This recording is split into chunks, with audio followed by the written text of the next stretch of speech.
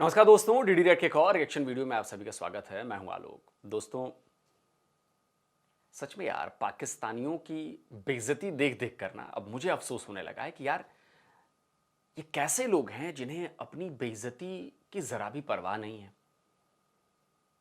मतलब कोई गैरत वाला आदमी हो और ऐसे बेइज्जत हो तो भैया उसके लिए उससे बड़ी शर्म की बात कोई ना हो। और जब किसी देश का पीएम ऐसे बेइज्जत किया जाए सबके सामने, जैसे मतलब मैं क्या कहूं कि ट्रंप ने तो शहबाज शरीफ को बिल्कुल जैसे पपी बना दिया।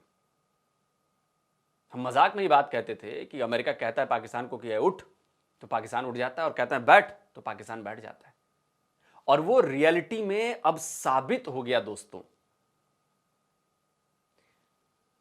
गाजा पीस समिट जो हुई वहां पर ये गया हुआ था शहबाज शरीफ, पाकिस्तान का पीएम, और वहां पर जो बिहेवियर ट्रंप ने उसके साथ किया है दोस्तों, मतलब पाकिस्तानियों को शर्म से डूब के मर जाना चाहिए अगर उन्होंने ट्रंप के खिलाफ प्रोटेस्ट नहीं किया। ट्रंप ने लिटरली वहां पर ये पूरी दुनिया को दिखाया कि शहबाज शरीफ उनके लिए टॉमी है। समझ रहे हैं ना, टॉमी हम किसे कहते हैं? पप्पी है। अब वो शब्द मैं बोलना नहीं चाहता, मुझे भी बोलने में वो खराब लगेगा, लेकिन लिटरली डॉगी बना दिया। नहीं है किनारा। मैं आपको वो वीडियो छोटी सी क्लिप दिखाना चाहता हूं कि कैसे ट्रंप ने बोला कि ओए शहबाज खड़ा हो जा भाई, खड़ा हो जा, और शहबाज करता हुआ खड़ा हो गया। लगाइए भाई, क्लिप लगाइए। Stand in India. That was a big one, and just I think you should actually stand. Come, please stand just for a second. Pakistan and India. Thank you very much. And I spoke to Prime Minister Modi. आप जरा सोचिए, ये 25 करोड़ की आबादी वाले मुल्क का prime minister है और पाकिस्तान के प्राइम मिनिस्टर को डॉगी बना दिया गया। वहां पर उसके साथ ट्रीटमेंट ऐसी की जा रही है। कई पाकिस्तानी शायद इस बात को मानेंगे नहीं, डिफेंड करेंगे इस पर, लेकिन यकीन मानो पाकिस्तानियों, अपने दिल पर हाथ रखकर पूछो कि क्या ये जो बिहेवियर है ट्रंप का शहबाज शरीफ के लिए, क्या ये बिहेवियर सही है? क्या तुम्हारे साथ कोई ऐसा भीड़ में लाइव चल रहा हो और वहां पर कोई ऐसा बिहेव करे, क्या तुम इसे एक अच्छा बिहेवियर मानोगे? भाई मैं तो नहीं मान सकता इसे। इतनी बड़ी इंसल्ट हुई है कि तुम्हारी असल औकात नजर आ गई है कि पाकिस्तान के सामने, सॉरी अमेरिका के सामने एक पाकिस्तान के पीएम की औकात क्या है। एक अदृश्य पट्टा दिख रहा था साफ कि ट्रंप के पास वो है और शहबाज के गले में वो पट्टा बंधा हुआ है, और शहबाज ने कहा ओए उठ जा, और शहबाज उठ गया। चलिए, हिंदुस्तान स्पेशल का वीडियो है, लेट्स सी, देखते हैं क्या कहा जा रहा है पाकिस्तान में इसके लिए। 0246 पाकिस्तान जैसे ममालिक और इन जैसे हुक्मरान या डिक्टेटर्स हमेशा अमेरिका के लिए टिश्यू पेपर की तरह इस्तेमाल होते रहे। अमेरिका ने इन्हें इस्तेमाल किया, और जब वो इस्तेमाल कर रहे थे तब उन्हें अपनी आंख का तारा बनाया, लेकिन उसके बाद फिर हमने देखा कि इन लोगों का अंजाम कैसा हुआ। माजी में बहुत सारी ऐसी मिसालें हैं। और शहबाज शरीफ साहब जो हैं वो तो आपको पता है शू शाइन बॉय का उनको आलमी सतह पर एक खिताब मिला हुआ है।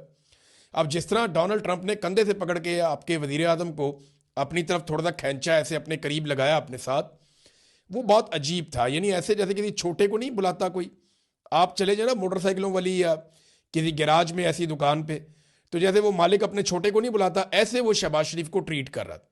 और शहबाज शरीफ उसमें जो है उछल उछल के अपना कॉन्फिडेंस शो कर रहे थे। मुझे हैरत होती है, कोई डेकोरम होता है, कोई इज्जत होती है। एक एटमी मुल्क का वजीर आजम है, और जिस तरह डोनाल्ड ट्रंप उन्हें ट्रीट कर रहा है तो शहबाज शरीफ उसमें खुश हो रहे हैं, उनके लोग भी खुश हो रहे हैं कि जनाब कमाल हो गया। कठपुतली मियां मुंशी छोटू शहबाज शरीफ भी थे। इंडिया कहता था 5 पाकिस्तान के, तो क्या पाकिस्तान के भी जहाज गिरे थे? हमें नहीं पता फिलहाल।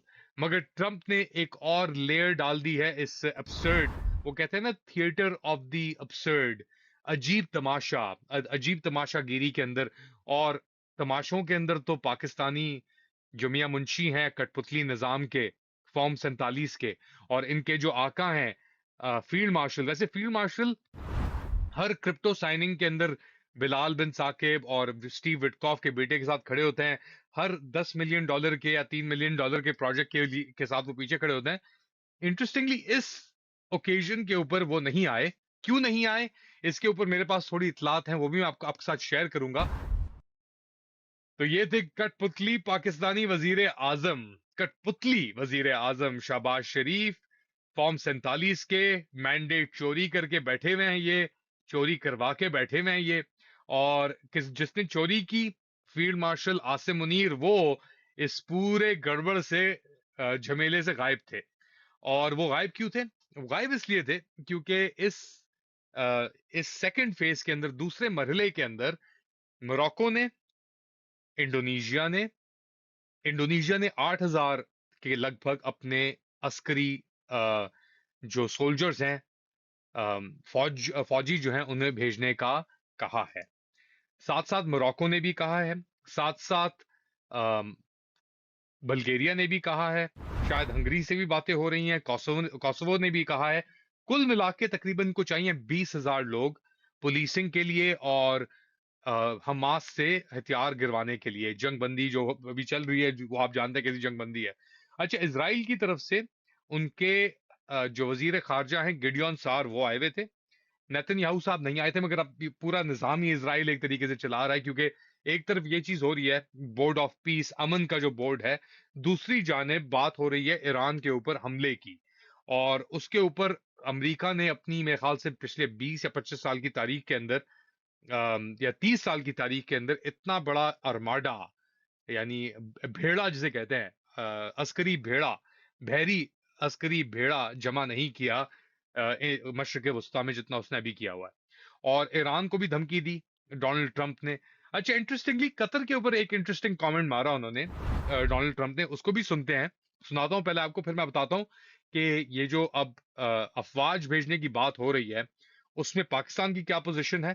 क्योंकि बज़ाहिर तौर के ऊपर तो इंडोनेशिया ने, मोरक्को ने, कोसोवो ने और बल्गेरिया ने तो बात हाँ में हाँ दे दिया। पाकिस्तान इसके ऊपर फिलहाल कुछ पीछे चल रहा है, वो मैं आपके मंजर आम पे लेके आऊंगा। से इस पूरे जो ये झमेला हुआ है, इसके अंदर 40 ममालिक तो आए, मगर वो ऐसे ममालिक हैं आमरीत से भरपूर, बड़े ममालिक नहीं मौजूद थे इसके अंदर। यूरोपियन ममालिक नहीं थे। यूरोपियन कमीशन की रिप्रेजेंटेशन जरूर थी, मगर फ्रांस नहीं था, कनाडा नहीं था, मेक्सिको नहीं था, जर्मनी नहीं था, ब्रिटानिया नहीं था, हिंदुस्तान नहीं था, चीन नहीं था, रशिया नहीं था, काजाकिस्तान जरूर मौजूद था, और काजाकिस्तान शायद अब ट्रूप भेजने की बात भी कर रहा है। मगर यही मिडलिंग जो ममालिक थे, और पोशी के लिए मियां मुंशी की पोशी जो शाइनिंग करते हैं धूप लगा के, वो आप जानते हैं किस तरीके से करते हैं मियां मुंशी हमारे जो हैं शहबाज शरीफ। उनको यही काम आता है कि बस शाइनिंग करो और खुशामद करो, और बस किसी भी तरीके से झुक जाओ। और ट्रंप को एक बार फिर उन्होंने जो अपनी अपनी बेइज्जती कराई थी, इज्जत कराई थी कायरो के अंदर, मिस्र के अंदर, अक्टूबर में, उस चीज को उन्होंने कंटिन्यू किया है इस बार वॉशिंगटन डीसी के अंदर। मगर बेजाहिर तौर पे पाकिस्तान को कुछ मिल नहीं रहा। जैसे इंडिया को अरबों डॉलर की डीलें शीलें मिल रही हैं, क्योंकि उनका तो एक डील चल रही है और वो इस बोर्ड का हिस्सा भी नहीं है। फिर भी डोनाल्ड ट्रंप कह रहा है कि जी मेरा यार मोदी, मेरा बेस्ट फ्रेंड मोदी। यहाँ पे पाकिस्तानियों ने अपना सब कुछ ऑफर कर दिया, और जो मुझे इतलात आ रही है कि पाकिस्तान से अब एक्सट्रैक्शन होने वाली है। देखिए, ख्वाजा आसिफ ने कहा था ना कि अमेरिका के लिए पाकिस्तान जो है वो टॉयलेट पेपर है। तो टिश्यू पेपर की तरह यूज़ कर रहे हैं, टॉयलेट पेपर की तरह यूज़ कर रहे हैं। वो करते रहेंगे भाई, उनको जब जब ज़रूरत पड़ेगी यूज़ कर लेंगे, कुछ पैसे फेंकेंगे, आप हड्डी खाओगे, हो जाएगा काम डन। भारत के बारे में ट्रंप जानते हैं कि भारत की चिड़िया का नाम है, और भारत ने दिखा दिया है। भारत अभी $8 बिलियन से ज़्यादा का डिफेंस डील करने जा रहा है इजराइल के साथ। इतनी बड़ी डील की है फ्रांस के साथ। क्या कर लिया अमेरिका ने। दूसरी बात, जो बड़ी इंपॉर्टेंट बात आई है बीच में, जो ईरान वाली है। देखिए, ये बात बिल्कुल सही है कि अब तक मिडिल ईस्ट को जिस लिहाज से घेर लिया है अमेरिका ने, वो बहुत बड़ी डिप्लॉयमेंट है। और मैं चाहता हूं कि थोड़ी सी मैं आपको उसकी डिप्लॉयमेंट के बारे में आपको बता दूं। ये देखिए, US warships deployed to the Middle East, ये जो है फरवरी 19 तक का डेटा है। USS Abraham Lincoln nuclear powered है, 65 प्लस एयरक्राफ्ट इसके ऊपर हैं, करीब 5700 क्रू है इसके मेंबर्स, 333 मीटर का है, और इसके साइड क्या है, गाइडेड मिसाइल डिस्ट्रॉयर्स हैं, USS Michael Murphy, USS Spruance, USS Frank E Petersen junior. अब ये करियर स्ट्राइक ग्रुप है, अभी और भी चीजें होंगी जो वो डाला नहीं गया है। यूएसएस गेराल्ड फोर्ड जो है वो अटलांटिक ओशन में है, ये भी न्यूक्लियर पावर्ड है, 75 प्लस एयरक्राफ्ट इसकी कैपेसिटी है, क्रू जो है 4500 से ज्यादा है, 337 मीटर लंबा है। इसके साथ जो गाइडेड मिसाइल डिस्ट्रॉयर्स हैं वो कौन कौन से हैं, USS Bainbridge, USS Mahan, USS Winston S Churchill. ठीक, जो दूसरे गाइडेड मिसाइल डिस्ट्रॉयर्स हैं, USS Delbert D Black, USS Mitscher, USS McFaul, USS Pinckney, USS Bulkeley, USS Roosevelt, USS Canberra, USS Santa Barbara, USS Tulsa, जो ये literal combat ships हैं जो किनारे के पास, शोर के पास ऑपरेट करती हैं। इसके अलावा जो करियर स्ट्राइक ग्रुप के साथ जो एयर पावर जो वहां पर मौजूद की गई है, F-35 lightning 2, FA-18 super hornet, E-18G Growler electronic warfare के लिए इस्तेमाल होता है ये, E-2D हॉकाइज ये एवेक्स हैं, और MS-60 सी हॉक ये anti submarine anti ship helicopters हैं। ये तो फोर्स वो झोंकी है जो लाई गई है यहां पर। इसके अलावा जो वहां पर उनके बेसिस ऑलरेडी मौजूद हैं, जो उनकी एडी बैटरीज हैं, एयर डिफेंस की बैटरीज हैं, चाहे वो कतर में हो, चाहे वो सऊदी में हो, चाहे वो जॉर्डन में हो, चाहे कहीं भी हैं, वो सारी एक्टिवेटेड है, सारी की सारी। और जिस तरह से घेराबंदी की गई है, बिल्कुल मैं ये गारंटी के साथ कह सकता हूं कि अगर कोई बहुत बड़ी कोई बात नहीं हुई तो ये हमला रुक जाएगा, वरना हमला होना तय है। ईरान भी ये बात समझ रहा है, हमला होना तय है। याद है आपको जब ये सारी लड़ाइयां शुरू हुई थी हमास और इनकी, तब भी मैंने कहा था कि असल जो टारगेट है वो ईरान है, और अब उस टारगेट को डिमोलिश करने का वक्त आ गया। और बाकी जो ये पाकिस्तान है और ये है, इनकी ऐसे ही अपने आप को ये सीना चौड़ा करते रहेंगे, भले ही इनकी ट्रीटमेंट जो है वो एक डॉगी से बेहतर नहीं है। बाकी आप क्या कहते हैं दोस्तों शहबाज शरीफ के इस ट्रीटमेंट पर?